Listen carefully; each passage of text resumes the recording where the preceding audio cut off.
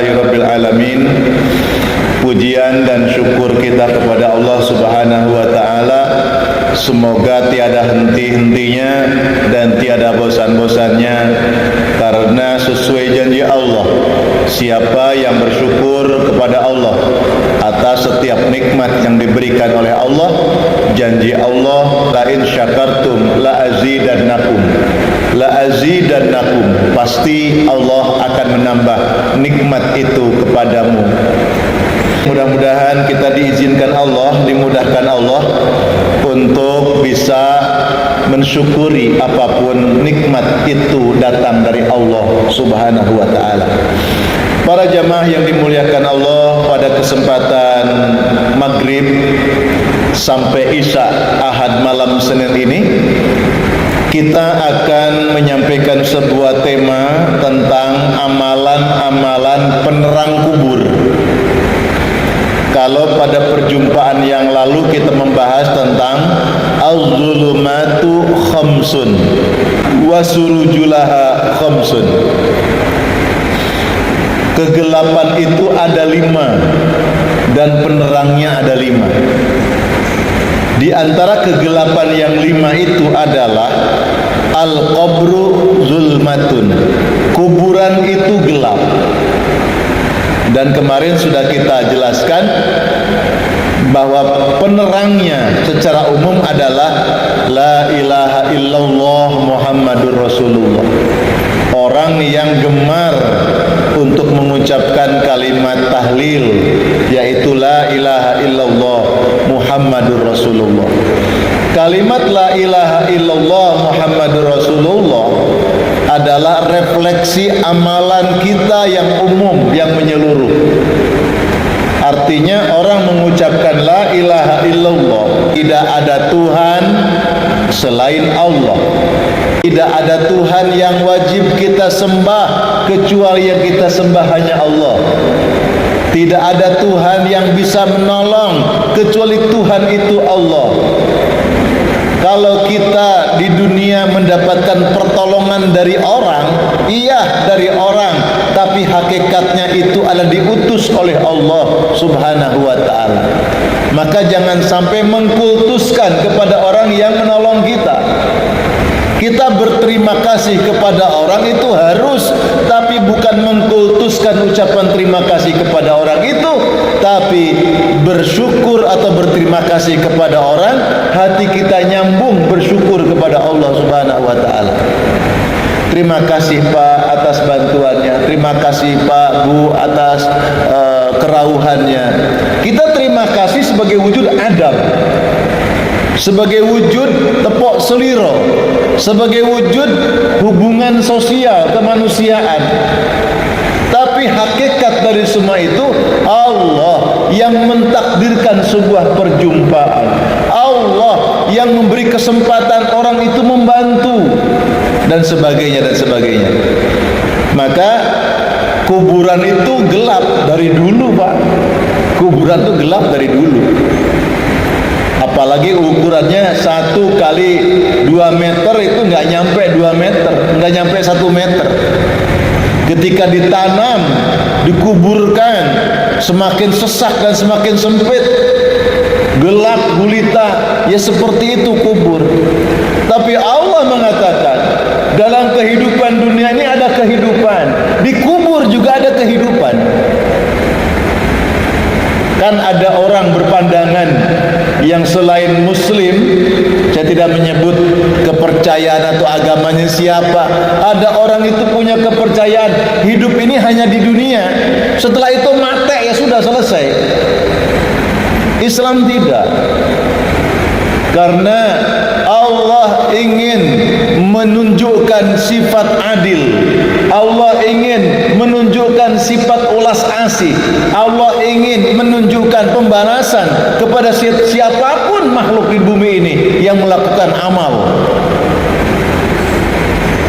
Jadi kalau hidup cuma di dunia rugi Pak, kalau jadi orang baik, orang sabar rugi, nyolong kok, ya? Bunuh kok, sak karepnya. Kalau nggak ada pembalasan, rugi. Jadi kalau jadi orang Islam ya harus temenan, harus baik sungguh-sungguh. Nah jamaah yang dimuliakan Allah, kuburan itu gelap, iya gelap. Jangankan kuburan, masjid ini, kita di dalam masjid, matikan listriknya, lampunya, gelap. Sekelilingnya PLN mati, gelap. Padahal ruangannya masih luas. Ketika gelap, hati jadi sumpek, sempit. Itu dalam kehidupan dunia. Apalagi di dalam kubur, sudah dihimpit dengan tanah-tanah, sudah dikubur di situ. Tapi kata Rasulullah sallallahu alaihi wasallam di dalam ayat Al-Qur'an dan banyak keterangan dari Nabi, ada amalan-amalan penerang kubur. Bahkan penerang ini bukan hanya untuk dikubur. Orang yang hidup di dunia butuh penerang hati, butuh penerang jiwa. Ada satu nasihat dari orang yang ada dalam kubur untuk orang yang hidup. Al-maut mau'izah. Melihat kematian atau kematian itu menjadi mau'izah, nasihat yang sangat menyentuh bagi orang yang hidup. Apa kira-kira Pak, Bu, kalau ada orang meninggal dunia itu nasihatnya apa kira-kira untuk kita?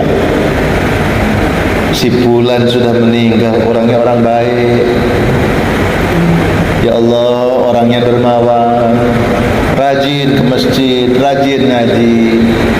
Lalu yang kita perhatikan apa? Bagi kita itu manfaatnya apa? Katanya nasihat untuk kita. Atau sebaliknya, orang yang meninggal, saya tidak pernah lihat orang ini sholat. Kata keluarganya di rumahnya juga nggak sholat. Orang ini katanya waktu dulu tidak pernah puasa, di bulan Ramadan juga mokel. Teman-temannya juga cerita begitu. Lalu nasihat bagi kita apa? Nasihat bagi kita yang hidup itu dijelaskan dalam Al-Quran. Dijelaskan dalam Al-Quran. Dalam Al-Quran dikatakan, ya Allah, tangguhkan kematianku, tangguhkan kematianku. Ya Allah, kembalikan aku ke dunia walaupun sebentar, ya Allah. La'alli a'malu salihah. Kembalikan ya Allah ke dunia walaupun sebentar. La'alli, aku sungguh akan melakukan a'malu salihah, amal soleh. Jadi nyesel dia mulih nang Gusti Allah mati itu. Nyesel, ternyata saya mati tidak bawa bekal. Gitu. Saya mati tidak punya amal. Ya Allah, kembalikan ke dunia walaupun sebentar. Saya akan melakukan amal soleh dulu. Dalam surat lain, At-Taghabun, fa as-saddaqu wa akum minas sholihin. Saya akan bersedekah ya Allah, dan saya akan menjadi orang-orang yang soleh, akan menjadi bagian dari hambamu yang melakukan amal soleh. Kata orang yang menghuni di kubur. Orang yang mengingkari Allah itu bisa jadi orang yang di dalam Islam maupun yang dalam bahasa agama Al-Quran ya selain Islam. Kan ada orang itu Islamnya Islam KTP, agama Islam, sholat enggak, agama Islam, ya, Ramadan enggak, agama Islam. Banyak agamanya Islam tapi dia tidak menjalani ketakwaan kepada Allah Subhanahu wa taala. Jadi nasihat orang yang dalam kubur itu, mereka ingin kembali ke dunia walaupun sebentar, minta kepada Allah untuk dihidupkan kembali. Kata mereka, saya akan melakukan amal soleh, saya akan bersedekah ya Allah. Nah itu nasihat dari para penghuni kubur. Maka ada beberapa amalan yang akan menjadi penerang kubur. Bayangkan, di kubur yang gelap dan sempit saja bisa terang. Apalagi kita yang masih hidup di dunia, yang dunianya masih terang, yang dunia masih lapang. Kalau kita melakukan amalan ini, Masya Allah, dikubur saja bisa terang, apalagi dalam kehidupan dunia sekarang ini. Apa amalan itu? Yang pertama, orang yang senantiasa mengerjakan sholat wajib. Alhamdulillah, Bapak Ibu, sholat wajib 5 waktu sudah tuntas. Artinya sudah kita laksanakan terus, Alhamdulillah. Tapi kan masih banyak saudara-saudara kita yang belum lengkap 5 waktu, gitu kan? Tolong ikut doakan, gitu. Panjenengan yang sudah 5 waktunya lengkap, doakan saudara-saudaranya. Ya Allah, saya punya kakak, saya punya adik, saya punya tetangga, sepertinya belum lengkap. Tapi jangan kemudian menjadi tuduhan. Artinya semoga ya Allah kami, saudara kami, tetangga kami bisa melengkapi kewajiban 5 waktunya ya Allah. Nah, jadi ikut doa yang baik saja. Doa yang baik. Karena doa itu ibarat cermin, Pak. Amalan orang mukmin itu ibarat cermin. Kalau kita senyum, maka dia akan senyum kepada kita. Kalau kita cemberut, maka dia akan mencemberuti kita. Itu amalan itu seperti cermin. Jadi kalau kita melakukan amal soleh itu akan memantul untuk kita. Kalau kita mendoakan orang lain dengan doa yang baik itu akan memantul untuk kita. Sebaliknya, kalau kita berdoa dengan doa yang jahat, doa yang tidak baik, itu akan memantul kepada kita. Apa amal yang pertama? Yaitu sholat 5 waktu, sholat wajib. Alhamdulillah, yang sudah menjaga 5 waktunya, menjaga 5 waktu di awal waktu, menjaga 5 waktu di awal waktu berjamaah, menjaga sholat 5 waktu di awal waktu berjamaah di masjid. Alhamdulillah, luar biasa. Kata Rasulullah dalam riwayat Muslim, was-sholatu nurun, sholat itu menjadi cahaya. Was-sadaqatu burhanun, sedekah itu menjadi bukti nyata. Bukti nyata apa? Was-sadaqatu burhan, sedekah itu menjadi bukti nyata. Bukti nyata keimanan seorang mukmin. Artinya apa? Kalau orang mukmin mengaku dia sebagai seorang mukmin, maka dia akan selalu bersedekah.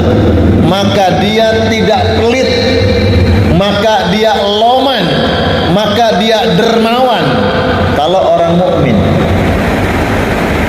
Jadi antara tanda orang mukmin itu dermawan. Berbagi. Bentuknya macam, ada zakat setahun sekali, zakat mal, haul 1 tahun, ketemu nisabnya, jumlah besar, jumlah berapa. Para ulama berbeda pendapat. Ada yang mengatakan 84 gram emas, ada 96 gram emas, antara 84 sampai 96 gram kali sekarang katakanlah per gramnya 500.000 atau 600.000, ketemu berapa. Dalam waktu 1 tahun dikeluarkan zakatnya 2,5%, termasuk emas-emasan yang disimpan. Emas-emasan yang disimpan. Kalau emas-emasan yang dipakai tidak terkena zakat. Makanya kalau ada orang pakai emas di tangannya, gelangnya sak renteng gitu kan, itu nggak kena zakat. Yang kena zakat yang disimpan. Duit, nah yang deposito, nah, berarti seharga 84 gram emas kali 600.000. Kalau sekarang harga emas per gram 600, nah jumlah sekian, dalam waktu 1 tahun dikeluarkan zakat. Ada infak, ada sedekah. Infak itu kalau sedekah orang menyebutnya kelebihan harta, itu sedekah. Tapi bahasa zakat itu sedekah. Jadi perintah Allah mengeluarkan zakat itu sedekah. Khudh min amwalihim sadaqah. tutahhiruhum wa tuzakkihim biha wa shalli alaihim inna salataka sakanun lahum khudz min amwalihim, ambil dari harta orang-orang itu, dari harta mereka itu sedekah, zakatnya. Di sedekah dimaknai zakat. Tutahhiruhum wa tuzakkihim biha, untuk membersihkan harta mereka dan untuk mensucikan jiwa mereka. Jadi orang yang mengeluarkan zakat atau sedekah itu menjadi pembersih harta, menjadi pencuci jiwa. Artinya apa? Orang yang suka infak, zakat, sedekah, insya Allah akan memberkahi harta atau rezeki yang dia punya. Yang kedua, Allah akan menjaga kebersihan, kesucian hati setiap orang, baik kesucian hati dirinya maupun hati orang lain. Orang lain itu tahu kalau ini orang dermawan, sehingga dia tidak ada perasaan kalaupun ada harta miliknya yang tercecer untuk mengambilnya, untuk mencuri. Kenapa? Orang ini orang dermawan, pantang saya untuk mencuri harta orang dermawan. Dibersihkan hati-hati mereka itu oleh Allah dengan zakat yang dikeluarkan tadi. Tapi kalau orang itu banyak hartanya tapi pelit, mesti ada orang pengen nyolong. Itu pengen nyolong. Kalau lewat kendaraannya pengen gores, jahil, dengki. Tapi kalau orangnya itu baik, dalam arti suka menolong, di situ ada sedekah, infak atau zakat, orang akan menjaga. Itu disebut dengan tutahhiruhum, harta mereka akan dibersihkan Allah. Wa tuzakkihim biha, hati mereka disucikan oleh Allah Ta'ala, jiwa mereka menjadi bersih. Jadi ada wujudnya zakat, ada sedekah. Sedekah itu orang nyebutnya kelebihan harta. Zakat sudah, yang lain apa? Udah sedekah. Sedekah untuk fakir miskin. Sedekah itu ya berbagi. Sedekah itu kelebihan harta, enggak mesti. Sebab orang yang banyak hartanya enggak bersedekah itu banyak. Sedekah juga bisa berarti hati yang berlebih, hati yang jembar, lapang. Sekalipun dia tidak memiliki harta yang banyak, tapi hatinya yang lapang, dia masih bisa berbagi dengan segala kemampuan. Jadi sedekah itu adalah kelebihan harta atau kelebihan jiwa, hati yang berlebih. Kalau infak, nafkah. Infak itu nafkah. Kalau infak itu hal yang berkaitan dengan kita, dengan kewajiban kita, ada hubungannya antara kita dengan pihak lain. Contoh, bapak ibu punya anak disekolahkan, dikuliahkan, dipesantrenkan, bapak ibu harus bayar SPP. Itu namanya infak, nafkah. Suami memberi nafkah kepada istri, itu kewajiban, itu nafkah. Walaupun hukumnya kewajiban, ternyata orang yang berinfak itu nilai pahalanya besar di sisi Allah. Diinfak. Nah, kalau dikaitkan dengan keumatan, orang yang datang ke masjid itu harus infak, gitu konsepsinya. Kenapa? Dia bisa sholat berjamaah dengan nyaman, tempatnya bersih, ber-AC, ada listriknya terang, bisa wudu. Berkaitan dengan itu semua, sebenarnya kaum muslimin yang masuk ke masjid wajib infak. Wajib infak. Supaya apa? Supaya kita tidak disubsidi oleh muslim yang lain. Kenapa? Listriknya harus bayar, airnya harus bayar, gitu kan? menggunakan listrik, AC, kipas, itu kan bayar PLN, harus bayar. Siapa yang bayar? Ya umat. Itu. Jadi orang yang infak untuk masjid berarti dia telah mempersiapkan dirinya berinfak di jalan Allah Subhanahu wa taala.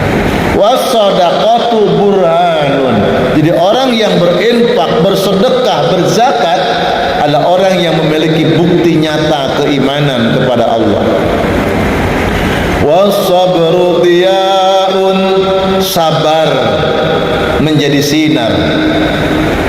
Kalau sholat cahaya, kalau sabar sinar. Lebih fokus. Jadi kalau cahaya terang keseluruhan, kalau sinar itu lebih mendalam untuk yang kita maksud. Wal Qur'anu hujjatun laka au alaika. Al-Quran adalah pembelamu dan penuntutmu. Al-Quran. Kita ini kalau baca Quran sendiri Pak di rumah jarang-jarang. Quran itu banyak nganggur Pak di rumah. Umumnya begitu. Walaupun banyak jamaah juga yang aktif di rumah baca Quran, di masjid baca Quran. Alhamdulillah. Tapi umumnya banyak yang malas baca Quran itu. Makanya karena malas baca Quran, ya monggo derek ngaos ten masjid, sama-sama ikut ngaji. Gitu. Ada 1-2 ayat Al-Quran atau hadis Nabi kita jelaskan di tempat ini, mudah-mudahan kita tergolong orang yang membaca Al-Quran. Dan bahkan bukan hanya membaca, termasuk orang yang mengkaji kandungan ayat suci tersebut. Itu nanti termasuk yatsluna kitab Allah. Orang yang membaca ayat-ayat Allah lalu wayatadarasunahu bainahum, dikaji di dalamnya tentang ayat itu apa yang dimaui oleh Allah. Yang pertama, yang kedua, perbanyak sedekah. Tadi sudah. Jadi sedekah was-shadaqatu burhan. Sedekah, perbanyak sedekah. Bapak Ibu, kesempatan untuk melakukan amal itu kapan? Untuk sholat, infak sedekah, baik ambek tonggo, saling membantu, itu kapan? Ketika kita masih hidup. Gitu? Ketika kita masih hidup. Kalau sudah meninggal dunia, ya sudah selesai, sudah putus. Itu yang dimaksud hadis Nabi riwayat Muslim. Idza mata ibnu Adam inqata'a amaluhu. Apabila anak Adam, sinten manusia, meninggal dunia, wafat, terputus semua amalnya. Artinya apa? Orang yang mati ya sudah nggak punya amal lagi. Maksudnya dia sudah tidak bisa beramal karena sudah mati. Tapi kata Rasulullah, illa min salasin, kecuali ada 3 hal yang amalnya masih mengalirkan pahala. Nah, itu yang luar biasa. Orangnya sudah mandek, tidak sholat lagi, tidak zakat lagi, nggak ngaji lagi, sudah mati. Tapi pahala kebaikan itu tetap mengalir. Apa itu? Yang pertama, shadaqatun jariyatun. Sedekah jariyah. Sedekah jariyah itu amalan yang kekal, disebut wakaf. Wakaf. Yang tahan lama lah. Nyumbang kipas angin, kan lama dipakainya, nggak langsung rusak.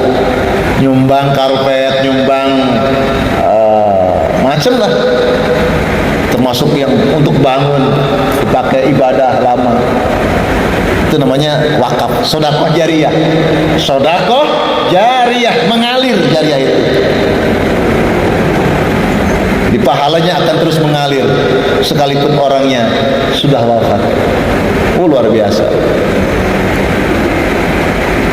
Maka sekarang penggiat-penggiat disebut Jumat Barokah itu kesimpulannya mangan ya.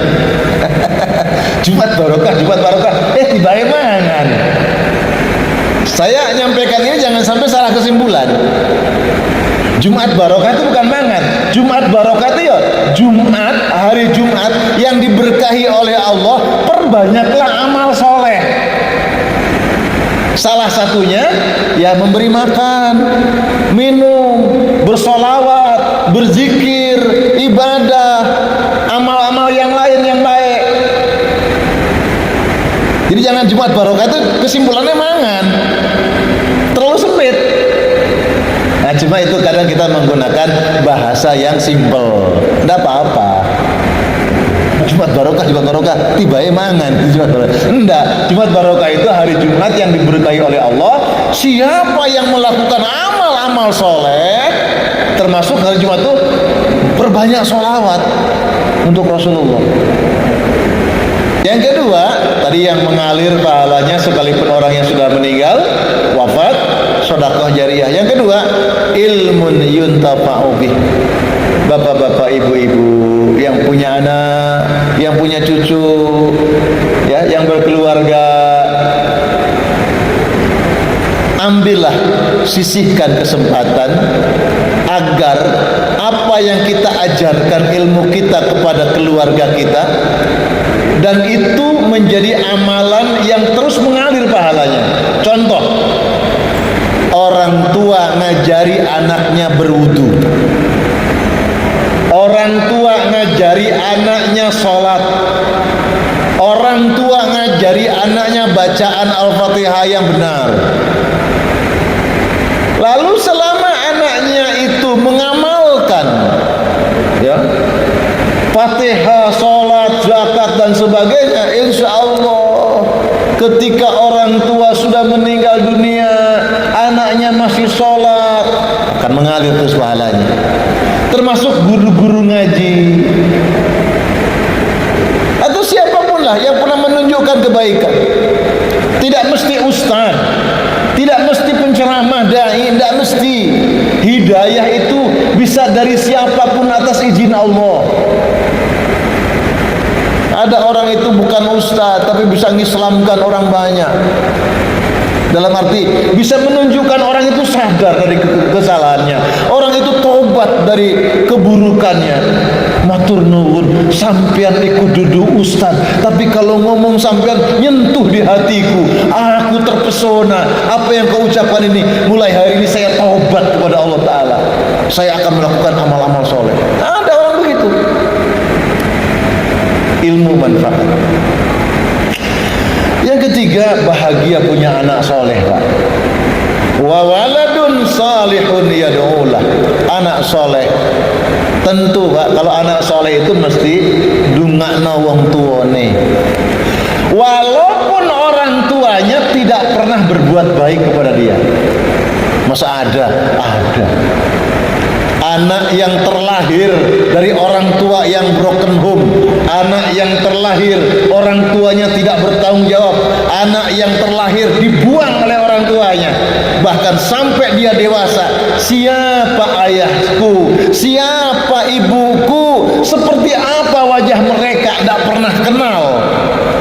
Tapi anak ini ditakdir oleh Allah jadi anak soleh. Anak soleh itu anak yang tidak pendendam. Walaupun dia dibesarkan oleh orang lain, ibu angkat, ayah angkat, tapi dia akan mendoakan ayahnya, ibunya kandung itu dengan doa kebaikan. Itu punya anak soleh. Tapi tentu sebagai manusia kan ada doa, Rabbighfirli wali walidayya warhamhuma kama rabbayani shaghira. Ya Allah, ampuni dosaku dan ampuni dosa kedua orang tuaku, kasih sayangi mereka ya Allah sebagaimana mereka telah mengasihi aku. Sebagaimana. Jadi ada kalanya ketika orang tua tidak memberikan kasih sayang kepada anak, jangan harap anak punya kasih sayang kepada orang tua. Itu dari sisi kita orang tua. Maka orang tua punya tanggung jawab untuk membesarkan anak agar menjadi anak yang soleh.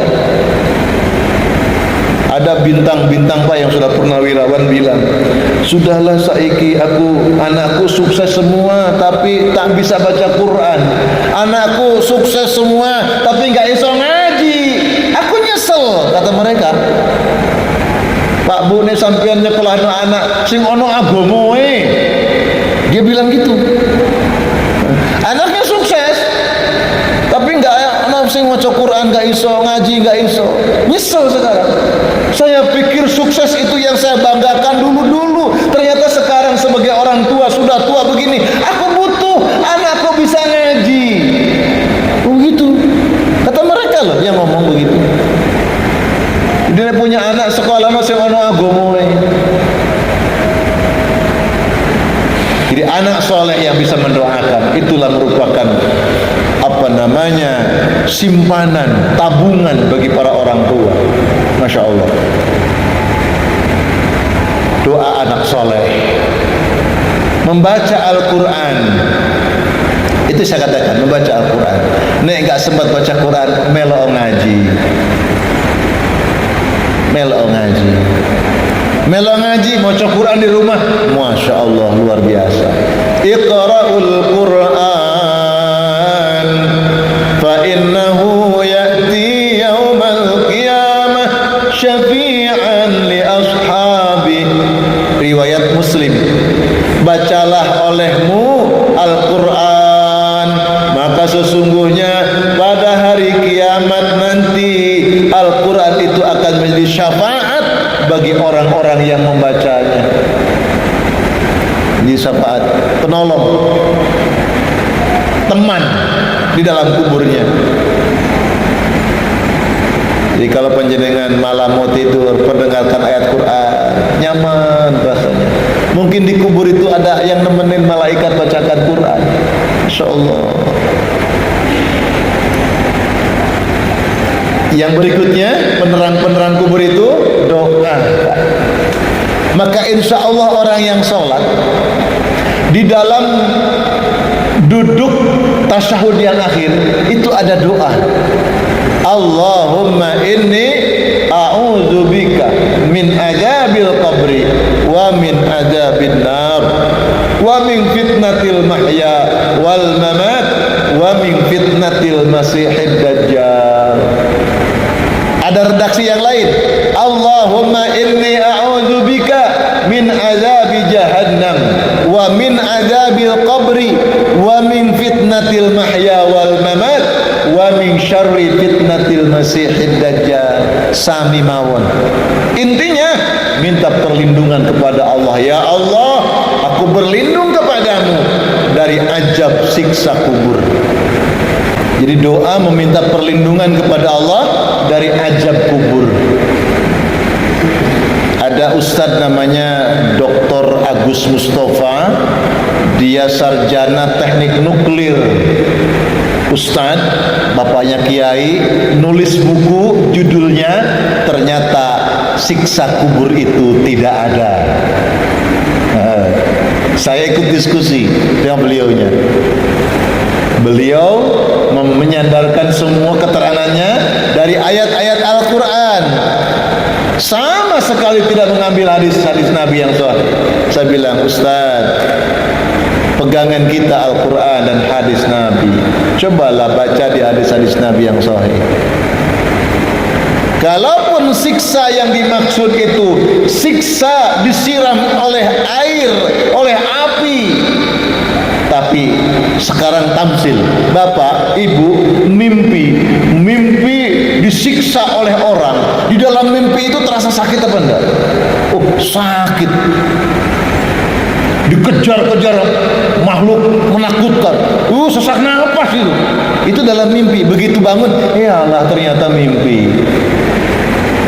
Kalaupun misalkan orang dalam kubur itu siksaannya seperti itu, menyakitkan, tetap terasa sakit. Itu tetap sakit. Kalaupun mungkin Ustaz Agus Mustafa memaksud siksa seperti langsung disirami oleh api neraka, itu mungkin tidak seperti itu, tapi seperti orang yang tidur mimpi disiksa akan merasakan sakit tetap.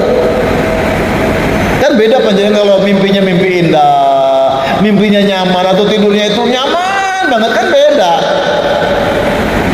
Walaupun tidurnya berjam-jam seperti sebentar kan, seperti tidurnya para sahabat Ashabul Kahfi itu kan, sampai 109 tahun itu tidurnya, Insya Allah 109 tahun Pak, satu generasi, satu abad, tidurnya satu abad, sampai mata uangnya ganti.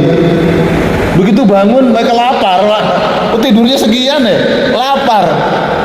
Begitu datang ke kota, kaget orang, ini uang apa? Gitu. Jadi tidurnya nyenyak, terasa sebentar, walaupun sudah 109 tahun, nyaman. Walaupun tidurnya baru 1 jam, tapi mimpi dikejar-kejar hantu, tersiksa Pak. Itulah orang yang dalam kubur yang dimaksud. Kita berlindung kepada Allah dari hal seperti itu pun, misalkan, apalagi dari siksa benar dalam kubur. Allahumma inni a'udzubika min azabil qabri wa min azabil nar. Yang berikutnya, orang yang membaca surat Al-Mulk Pak. Surat Al-Mulk itu akan menjadi penerang kubur. Tabarakalladzi biyadihil mulk wa huwa ala kulli syai'in qadir. Alladzi khalaqal mauta wal hayata liyabluwakum ayyukum ahsanu amala wa huwal azizul ghafur. Masyaallah, guru saya, ustaz saya, qari Ustaz Ja'far Rahman, itu kan ketika acara di kediaman Ibu Gubernur Bu Khofifah, acara haul itu, lagi baca Quran Pak, yang dibaca ayat itu meninggal dunia. Alladzi khalaqal mauta wal hayata liyabluwakum ayyukum ahsanu amala wa huwal azizul ghafur. Meninggal Pak. Qari. Itu guru saya, sahabat saya di Wonocolo ketika saya masih di Darul Arqam. Ya Allah, sering saya ajak ke Armada, ke Kodiklatal Qori. Meninggalnya baca Quran, Masya Allah. Surat Tabarak, Insya Allah benar-benar husnul khotimah, kuburnya terang. Pas baca surat itu, luar biasa. Ya Allah. Surat Al-Mulk Pak ya. Kapan? Kapan saja. Malam Jumat boleh. Tidak ada larangan pada malam tertentu membaca surat Al-Quran, surat apapun. Walaupun ada surat-surat tertentu yang sunnah dibaca pada malam Jumat, hari Jumat. Lihat. Barakallahu lana wa lakum. Kita cukupkan dulu. Jemaah sekalian yang dimuliakan Allah, mudah-mudahan apa yang kita sampaikan menjadi penyemangat bagi kita untuk melakukan amal-amal soleh. Apa yang kita terangkan tadi mudah-mudahan bisa menolong kita dalam kehidupan dunia ini, diberikan pencerahan oleh Allah, diberikan cahaya di dunia, cahaya di kubur, cahaya di akhirat. Amin ya rabbal alamin.